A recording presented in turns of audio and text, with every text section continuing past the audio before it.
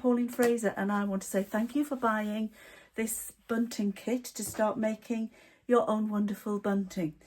Inside your starter pack, you'll have 14 triangles of different colours and shades and 3 meters of bias binding. There's also some written instructions as well, and this video to go along with it.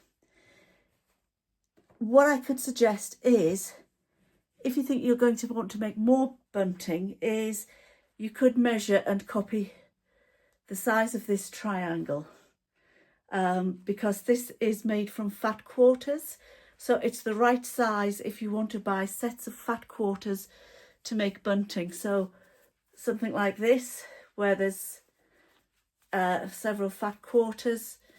I've got a few here. The nice thing is that they come ready coordinated with colours and patterns, rather than having to run out and buy lots of different fabrics to see what works. It's always a good way to get started. What you'll also need is a sewing machine. Otherwise, you can sew these by hand. They will take longer, and I would suggest that you use just a simple in-out back stitch. And also, if you have anything like this, really handy for when we come to turn our bunting. So we're going to get on now. We're going to make 2-3 flags and see how we get on from there. Okay, see you soon. So we start with our triangles, and this is the right side of the fabric. On the reverse, of course, is the back side of the fabric, and we're just going to turn them, and holding the tip together, just check that we've got that back to back.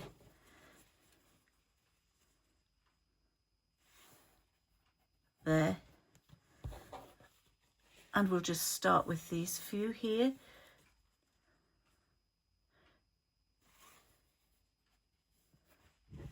So we have a few here. We're going to sew them together by machine. Now, if you wish, if it helps you to keep them straight, you can pin them. I've been making this for so long that I don't, because it is quite small. It is quite easy to hold on to. So let's have a go at sewing. When I put this into my machine, I allow about 1/2 centimetre, 1/4 inch for the seam allowance coming down. What I find easy is I look at my foot, I have a line in my head, an imaginary line, and I know as long as I keep to that line as I'm sewing, that my stitching will be straight. The other thing I do is I nip the point with my fingers as I'm sewing to keep them together and stop the fabric from moving. As I say, if it's easier to pin it, go ahead and pin it.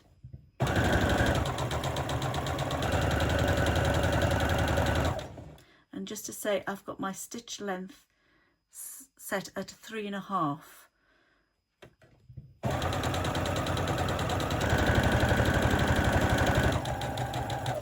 When I get near the end, I slow down and let the needle stop. I'm lucky that with my machine, when I stop, the needle stays in. If yours doesn't, make sure that the needle is in, because we're just going to lift the foot, turn, and then we're ready to start coming down the other side.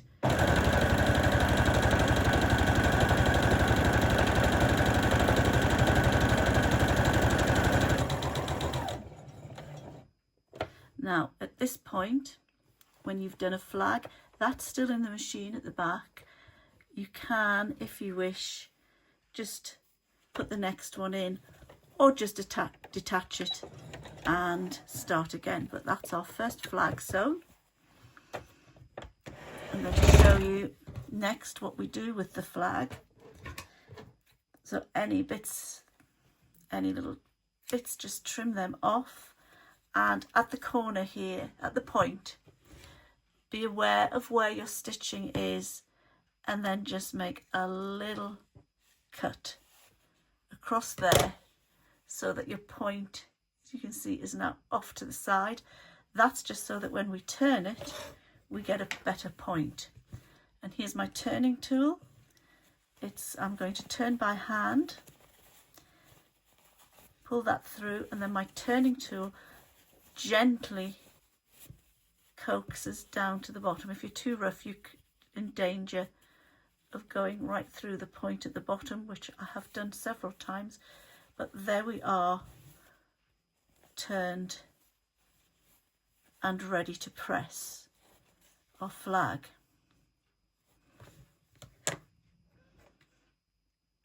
Just one word here on this. You'll see that I did sew with white thread. That was just so that we could see where I was sewing. If you've got several different colours of material and you want to sew with the right colour, so you wanted to sew this in blue or another one in red, so ever, what I suggest you do is, if you were sewing this in blue, you do all of your blue flags, because sometimes when we turn this we realise we've slipped and need to turn it back around and just pick up that, so you're not rethreading your machine again. So everything that is in blue, it might well be that we've checked, it doesn't seem to have missed a stitch, but when we iron it we might find that it has. So leave your blue thread in until all your blue flags are done. Same with red, same with green, or whatever colour you happen to be sewing with. That's just a tip of doing everything in one colour at once, so that you're not constantly rethreading your machine. So next, when it comes to ironing, just a word of warning, any children, please, adults do this for them. And what I tend to do when I'm ironing, I start by putting my hand in. So it'll go down as far as possible on the seam lines, bring my iron to the point, and come up, moving my hand as I go. I'll do that again so you can see what I did. You can see it is nice and flat. So again, my hand in, running up the seams,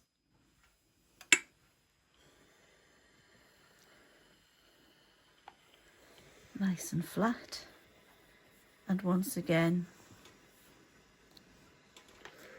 And this is the last time that if it was going to find that you haven't caught the stitches somewhere, this would be the last time that you would know that. So we haven't missed any stitches, and we've got 3 flags. I've got one more here. I shall do these.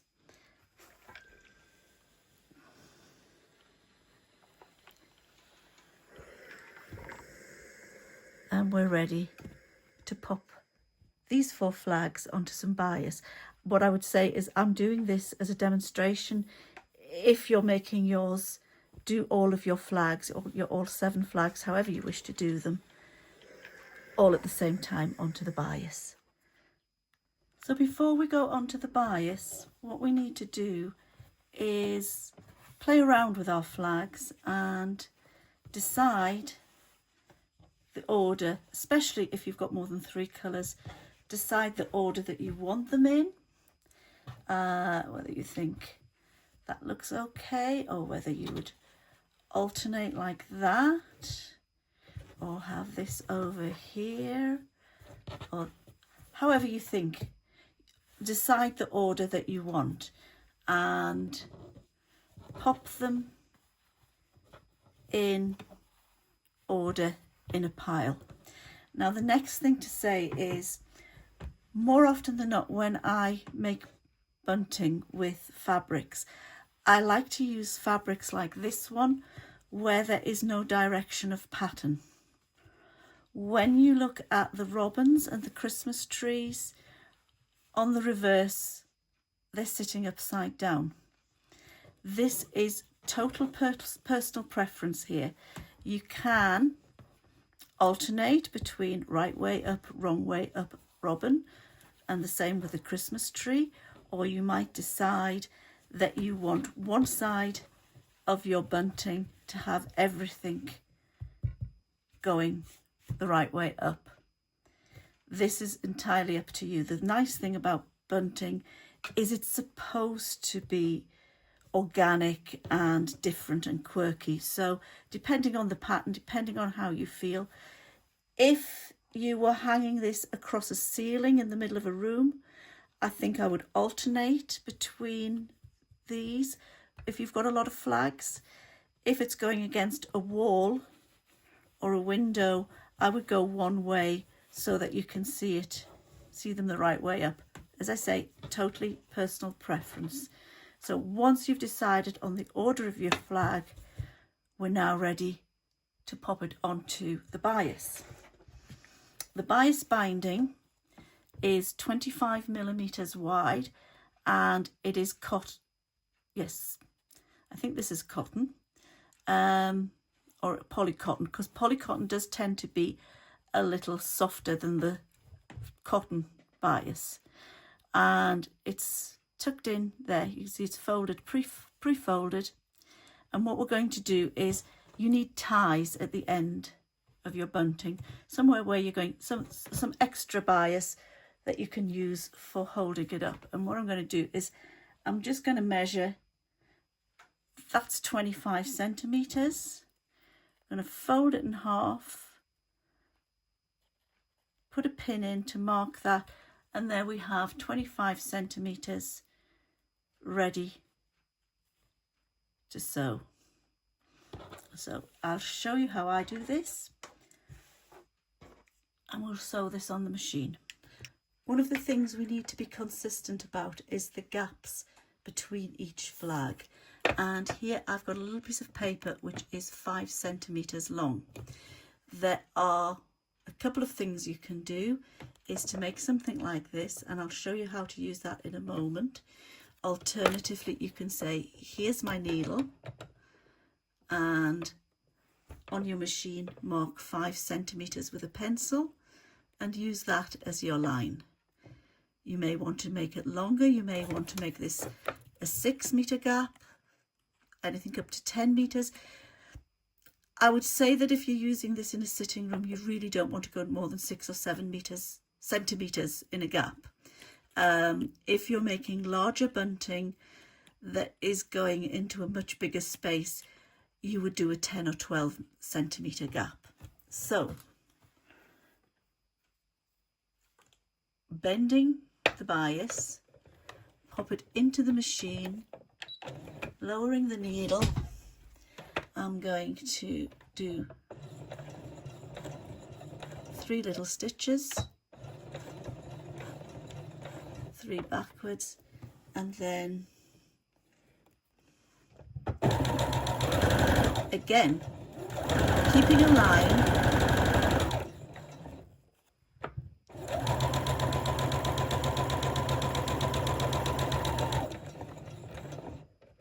and watch your pin there, because the pin there is marking.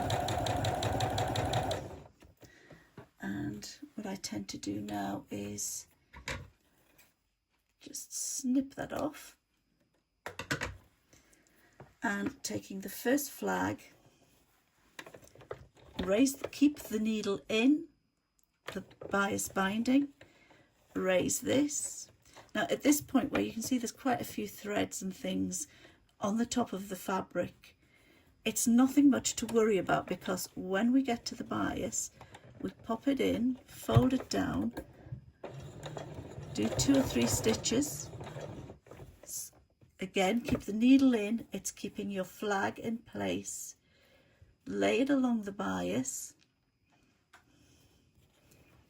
and fold that over.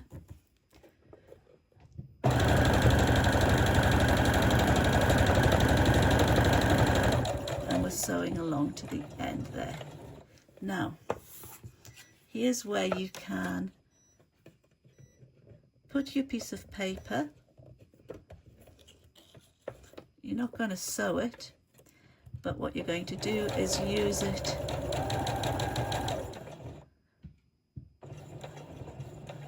as a marker. Keeping your needle in, taking your next piece and tucking that in nicely. 3 or 4 little stitches to keep it in place. This is coming up to the middle of the binding, so when you fold it in half, it's taking that up nicely.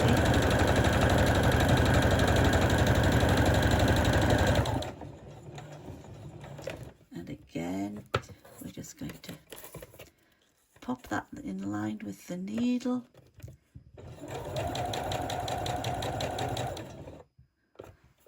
Take it out, we know we've got a good measure there. Lifting that again. Now some people do it from this side. I think it depends if you're left or right-handed and what works for you, but this is how I tend to, this works for me, doing it on this side. Keeping that in.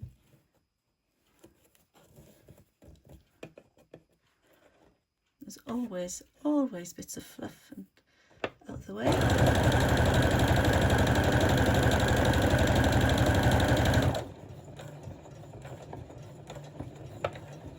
And what I normally do, I work by sight. I just sort of go and do that. We'll put this last one in for now.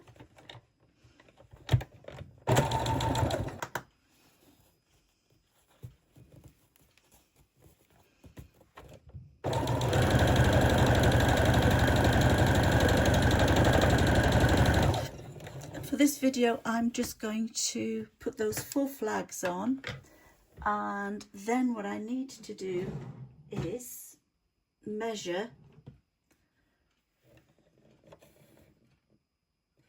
remembering that this was 25 centimeters, is measure 25 centimeters here. And so I have a ruler, goes from, I've got my 25 centimeters here, and I'm just going to now cut that, and we'll finish this off by going to the end.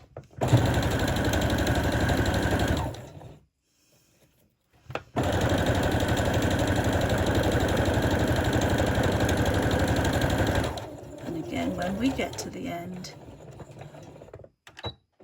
using our reverse stitch just to secure the end, give that a little click, and here we have our bunting. So here we are, our little string of bunting, nicely put together, ready to hang. This is quite small, just as a sample. I think the 7 that you've got in your pack at this size, at the very least, let me say 25,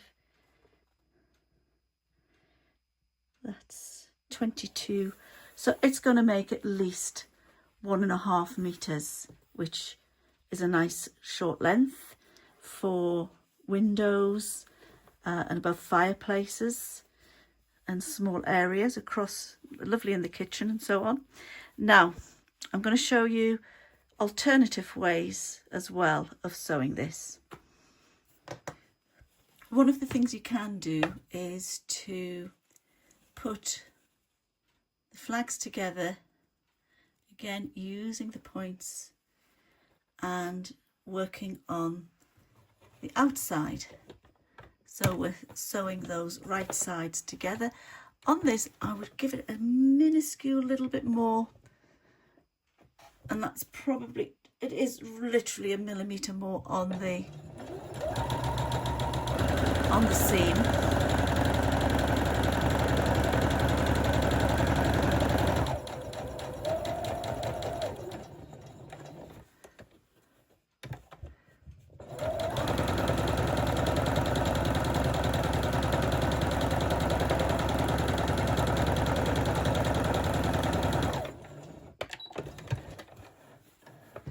So if you choose to do it this way, you've got no ironing to do. You can leave it just like this, or you could very carefully take some pinking shears and go up. I'm just going to do one side for you.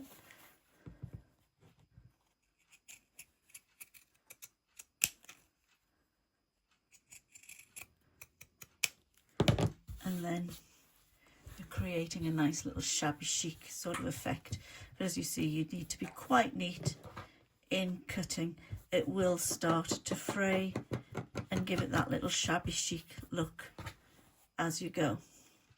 The alternative, and then for that you can put it on the bias exactly the same. An alternative is also not to sew. This might be easier with children, or if you wanted to, but you can just take the flags as they are and put them onto the bias. You can either just string them along so that they're just single flags and plain on the back, putting them together, or slightly overlap them as you go. Let me just find something. Here we go. So if we're looking for colours, we're going to just slightly overlap. So just whatever your overlap is, get that to be quite even. And then just, as you see, just popping that along. And I'll just bring this so that you can see. You can do that type of thing. You can do that with anything. You know, even if you have sewn the flags and you've sewn a lot of flags, you can get them to overlap like that. It is quite effective. So there's just some ideas. Enjoy making your bunting, and if you do get a kit and you do make some bunting, please do post a picture on our Facebook page, which is PRF Creatives UK. Happy sewing.